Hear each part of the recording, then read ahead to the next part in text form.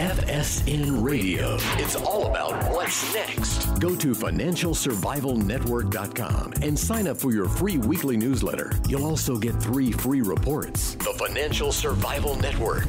It's all about what's next.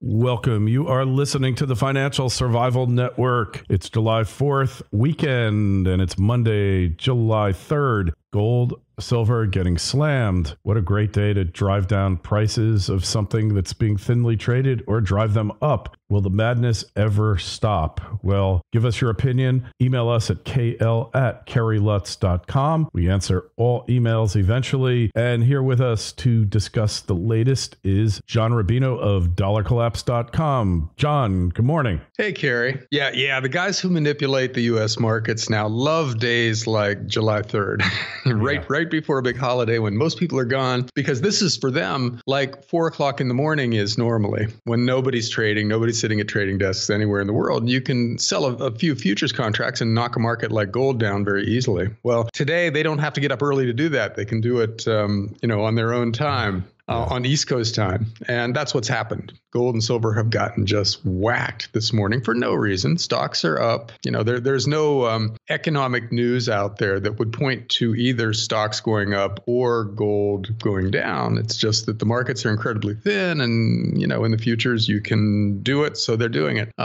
In reality, the numbers are pointing in the opposite direction. For instance, what I think is probably the most interesting number to come out today is auto sales. They're down dramatically. Car sales have been a big part of the recovery for the last 5 or so years. And, car loan rates were very cheap. You could borrow money I literally borrowed money for 2% to buy my kid a car a couple of years ago. And other people are doing the same thing. They're borrowing very cheaply to buy bigger and bigger cars for longer and longer loan terms. And that's finally starting to come back to bite the industry and by implication, the economy as a whole. If auto sales roll over from record levels here, and for the past 4 or 5 years, people have been taking out 6 or 7 year car mortgages, that means we've got this huge drop off in demand out there, because when you borrow for a really long period of time at very low rates to buy something that maybe you couldn't have otherwise afforded, you're taking demand from the future and bringing it into the present. That's what we've been doing for years now in the auto industry. And so we should expect auto sales to fall going forward for the next few years until we bring things back into balance. And meanwhile, all the leases that people took out over the past few years are running off, which means that the supply of used cars is immense and growing, which is going to push down the price of used cars. So basically, the car industry is going to go from a tailwind to a headwind for the economy. And that doesn't leave a whole lot else to grow going forward. Where is the booming industry out there that can pull the whole economy along? Because retailing in general is getting whacked. Online retailers are eating bricks and mortar retailers, which means, Sears, JCPenney, Macy's, guys like that have to close store after store after store, which means the value of the malls that contain those big box anchor stores is plunging, which is, a real estate and a retail crisis at the same time. So we got all this stuff going on that points to slowing growth at the same time that the Fed is desperately trying to raise interest rates and getting away with it. We've raised the Fed funds rate by a full percentage point in the last year, and they're intending to do more going forward. So combine all that, and it's not like the typical year 6, year 7 in a recovery when things start to really bubble and boom and everything. Really, all that's bubbly now is financial asset prices. Stocks are way up and bonds are up still. At near record levels, and those things are generating a bit of a wealth effect. If your stock portfolio goes way up, you buy more stuff because you feel richer. And that's happening at the high end of the economic ladder, where the people who own the financial assets to begin with are getting richer and richer, kind of at everyone else's expense, and they're spending a bit more. And that's generating some growth in the luxury end of the market. But that's really it. There's not much going on out there otherwise that you can point to and say, oh, the economy is firing on all cylinders. We've got this growth sector here and this other one over there.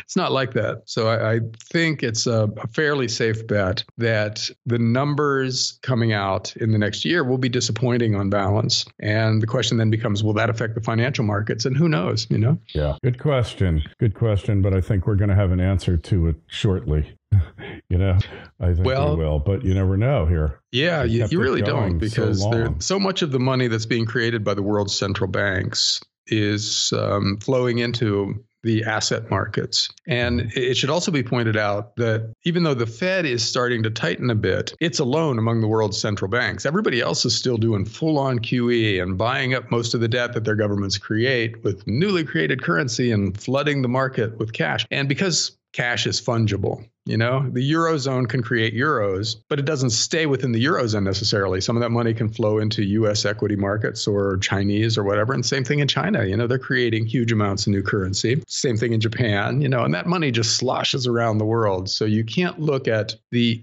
internal policies of any one country and read too much into them, because it's an interconnected global financial system now where things that happen in one country affect other countries.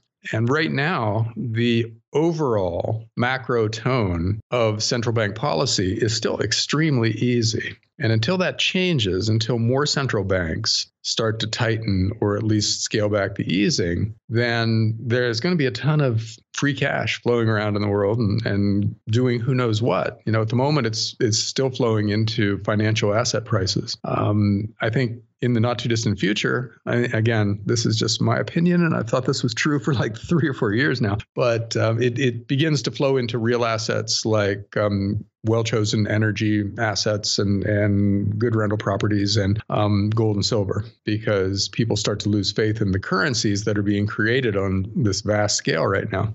That hasn't really happened yet, but at some point, the imbalance becomes so outrageous that it has to happen, and it's just a question of timing. Yeah, it's all in the timing, John. So do you try to catch the last 10%? What do you do here? In the stock market? Yeah. Temperamentally, I'm incapable of doing something like that. Once it doesn't feel right anymore, it's too stressful to be in a market that feels like it should crash at some point. And this one has felt like it should crash for quite some time.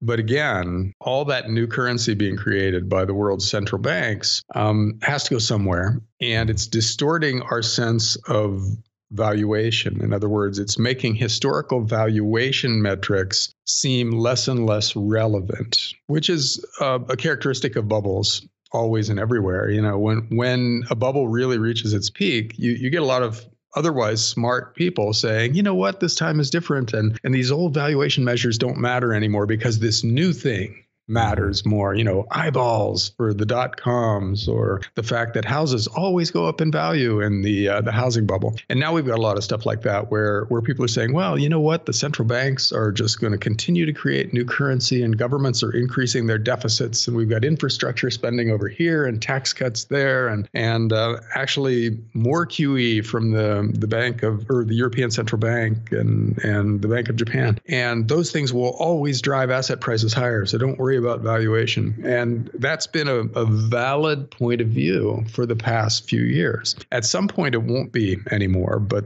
again, it's timing. How out of whack will valuations have to get before they become the dominant factor? When people look at stocks and just say, I don't care how much new cash I have coming in, I'm not buying Google at 200 times earning, and that time will come.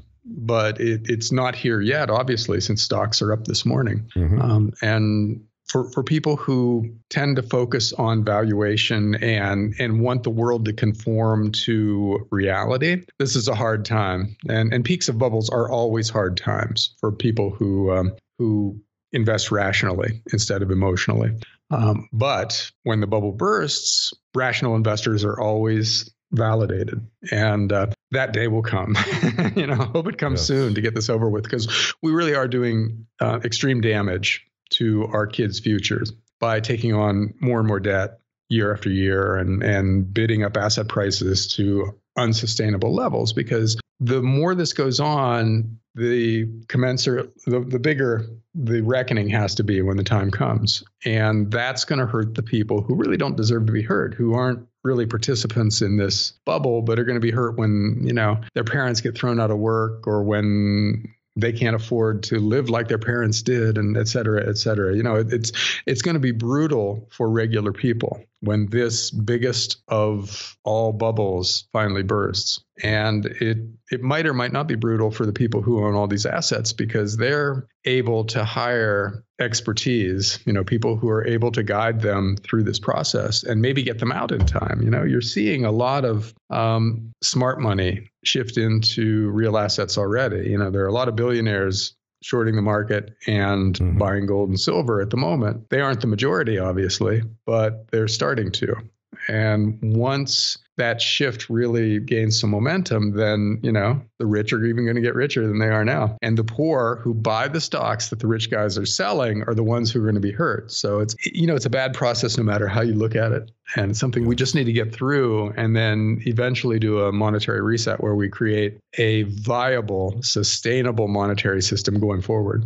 Yeah. Well, that's the devil's in the details. I am currently reading a book by, what was his name? The guy who was the governor of the Bank of England, Mervyn King, I think it was, called The End of Alchemy. And he's talking about how he's such a Keynesian, and that now he's talking about we have to get rid of what he calls the alchemy. And the alchemy is basically fractional reserve banking, right? Because it enables banks to create something out of nothing, right? It really is alchemy when you get down to it. He's got a bunch of ways of doing it. Of course, nothing like discussing gold or silver or anything like that, but he's got his ways of doing it, which is basically that the central banks should become the pawnbroker of last resort. And rather than waiting for the disaster to occur, what he's propounding is it's kind of like the U.S. military. We had a war in the Middle East. The odds are we're going to have another one. So we stationed all of this equipment in Saudi Arabia. And his thing is, let's get the banks now to post collateral and post reserves with the central bank. And then when it hits the fan again, they won't have to go scrounging. They'll already know what they can get, and everything's going to be great.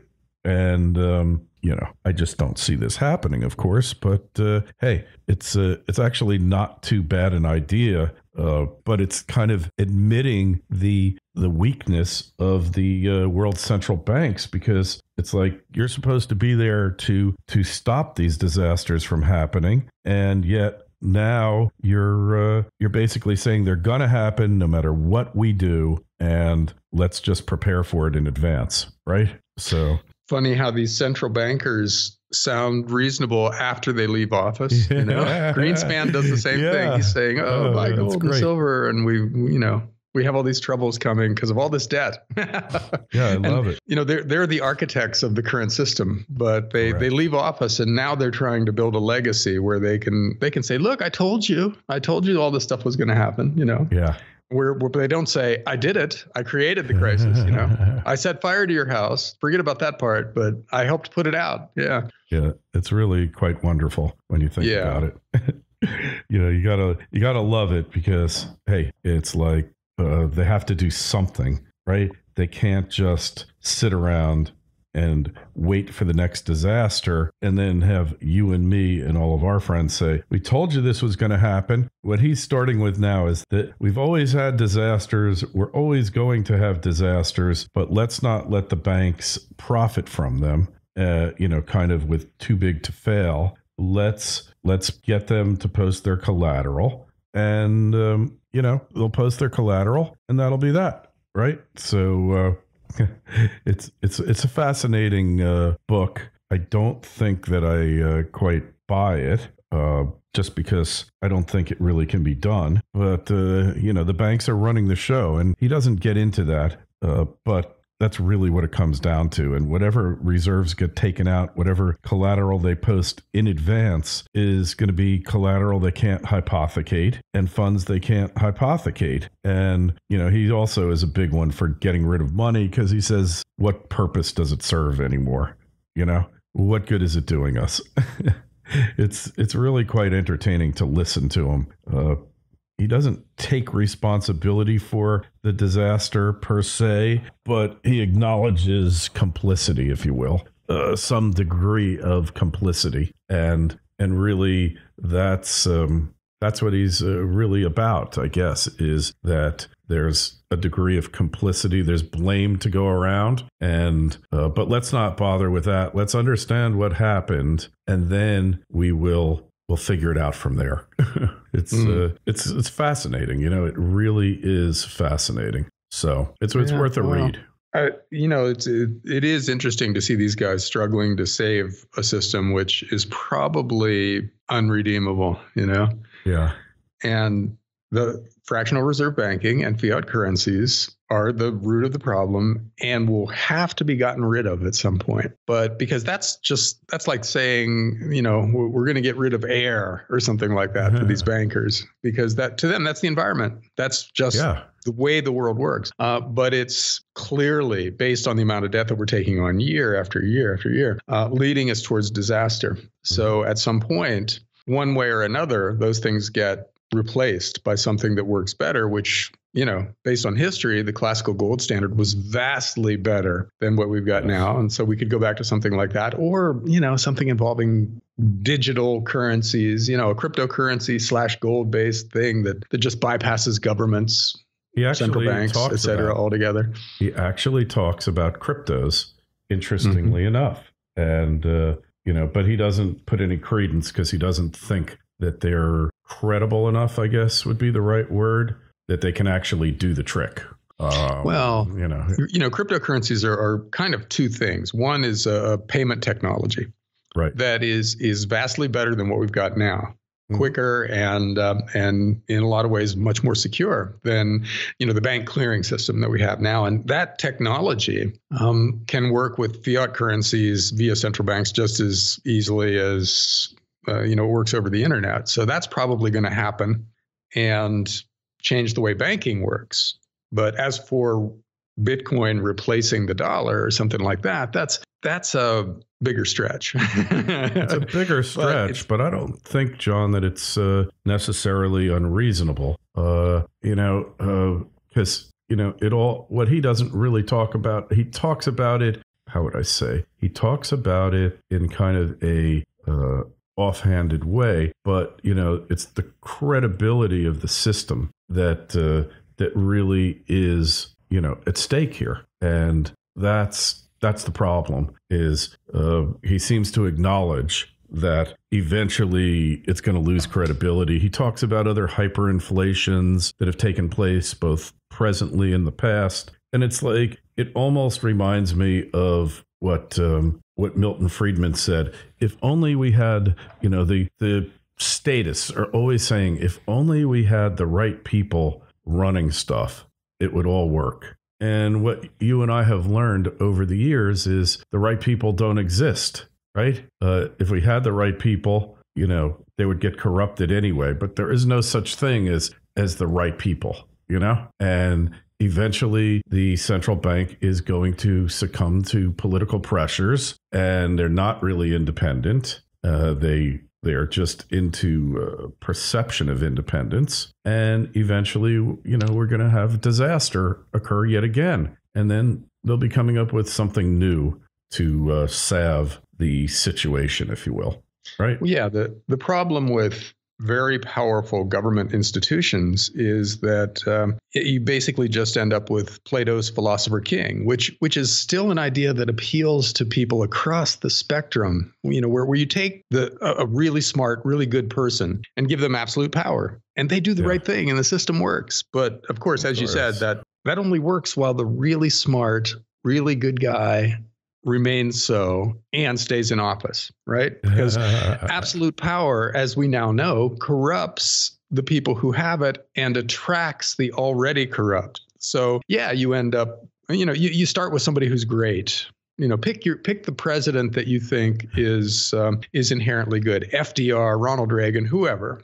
Yeah. And they accumulated lots of power during the time they were there. And then the guys who came after were not nearly as trustworthy as they were. And it definitely seems like the system is devolving in terms of the guys we're putting in power. And that's as you should expect it to be. The more powerful an institution becomes, the more corrupt it becomes over time, until you end up with somebody wielding absolute power in their own interests rather than in the interests of society. And we're kind of there around the world right now. And a big part of that is the central banks of the world being handed unlimited printing presses, which is the ultimate financial power to be able to create money out of thin air. Well, of course, you get a bunch of corrupt, incompetent people running the show after one generation of something like that. Mm-hmm. So And we end up with Thomas Jefferson's old saying that the tree of liberty has to be watered periodically with the blood of patriots. You have to have some kind of a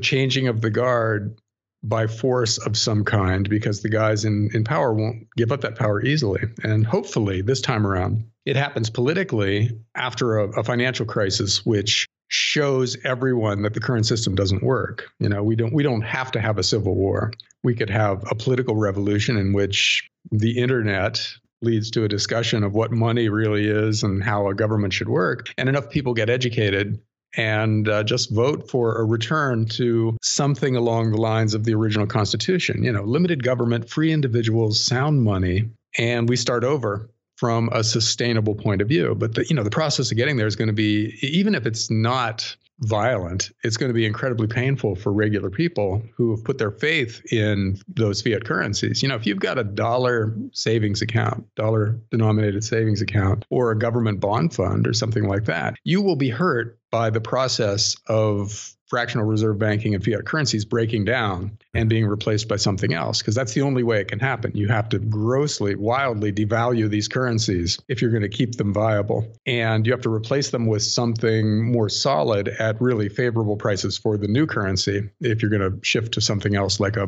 gold-backed cryptocurrency or something like that. Either way, your dollars become a lot less valuable, as do your euros and your yen and your Chinese yuan. Those things all lose value as part of this process. So the people who trusted their governments are the ones who are hurt. And the people who were smart enough not to trust the government, which I think includes the 1%. Yeah. In the global financial system for sure. They trust them to screw they'll make up. out. They trust them to screw up, John, right? I mean, isn't that what they do? Well, no matter what they think, they can hire people who can tell them the truth. Yeah. The really smart, sharp finance guys who have spent their lives paying attention to this stuff, who can say, all right, the system doesn't work anymore. It's time to shift you out of those big dollar and euro and yen balances and into something more sustainable, something real that the governments of the world can't just create in unlimited quantities, and the average person doesn't have anyone telling them that. Yeah. So they just go along on the with, opposite, right? Yeah, they put their paychecks in the bank and hope that it builds up to some big balance that they can use to retire and put their kids through college and stuff. And it's not going to work for a big percentage of those people. No, it's not. Unfortunate. Really, really unfortunate, though. We've seen this over and over again. There's nothing new here under the sun, as it were, right? Nothing new under the sun. Human nature doesn't change. The words we use to describe our mistakes do change, but the mistakes are pretty much the same, whether it's the Roman Empire or 17th century France or Weimar Germany or the global financial system today. We're still following the same impulses that we've followed since the beginning of time and screwing up in more or less the same ways. Well, we want to get something for nothing. It's human nature, right? It's just the way it is here. It's just human nature. We want to do everything for everyone. It's a awful situation that really there's only temporary fixes for it, John. It doesn't. There are no permanent fixes because you think you can account for human nature. You think you can change things, but can you really? No. No, not in the long run. I mean, you can put something in place that works for long periods of time, a couple of generations. Yeah, again, the classical gold standard was in place more or less for 200 years. Yeah. And in that time, there was no inflation. There was steady growth. Well, there were periods of inflation, but when the inflation occurred? When we went off the gold standard for a war or other reasons, then we had problems. But if we stayed on it, then everything seemed to work out okay. It's just weird. And there was also falling inequality for most of that time. There were stretches where there were a few robber barons taking over for a few years, but for most of that time, poor people were lifted up into the middle class at a rate that exceeded the growth in rich people incomes. And that compare that to the last 30 years. And it looks like paradise because the opposite has been happening ever since we went to pure fiat currencies. The rich have been getting richer at the expense of everybody else. Middle class incomes are falling in real terms year after year after year, while the CEOs of corporations and the guys who run hedge funds and the political class have seen their incomes rise dramatically and their share of national wealth rise dramatically. So that's a direct result of the monetary system that we set up, and it can be remedied to an extent by changing monetary systems. And hopefully people get that eventually. If the coming debate leads to enough people figuring this out, then maybe we'll be okay. But I'd say that the odds are wildly against a pain-free transition. It's got to hurt before we come around and see that the alternatives are better than the status quo. Yeah. And that we try something new. Well, only a certain number of people are going to view it that way. The people who are living off of the rest of us, they aren't going to see the benefits of changing the system, are they? Well, until the status quo is even more painful than change. See, that's the thing. It has to reach a point where business as usual is death, financial death at least. And at that point, then you start looking around thinking, well, okay, I can't keep doing this, so I have to do something else. So let's look at the menu.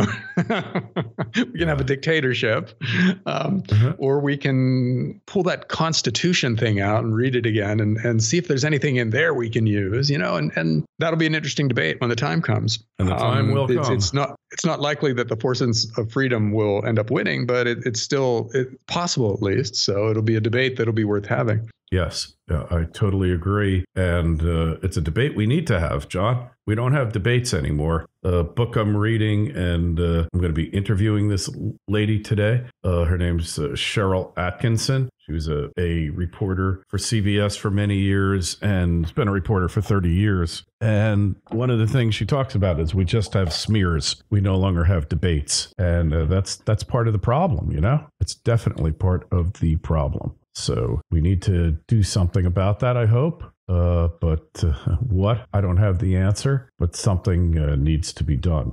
So anyways, hey, if you want to find John's work, it's $1collapse.com. Sign up for his newsletter. You will get his frequent, and I do mean frequent, updates and newsletters and top 10 videos, things like that. It's well worth it. Go over to our site, financialsurvivalnetwork.com. Check things out, and we'll be back next week, same time. Happy 4th to one and all. It's kind of appropriate. We're talking about Jefferson today, John. And email us, kl@kerrylutz.com. Twitter feeds @KerryLutz. Facebook page is Financial Survival Network. John, enjoy the 4th. We'll talk to you again real soon. Great, Kerry. Talk to you. FSN Radio. It's all about what's next. Go to financialsurvivalnetwork.com and sign up for your free weekly newsletter. You'll also get 3 free reports. The Financial Survival Network. It's all about what's next.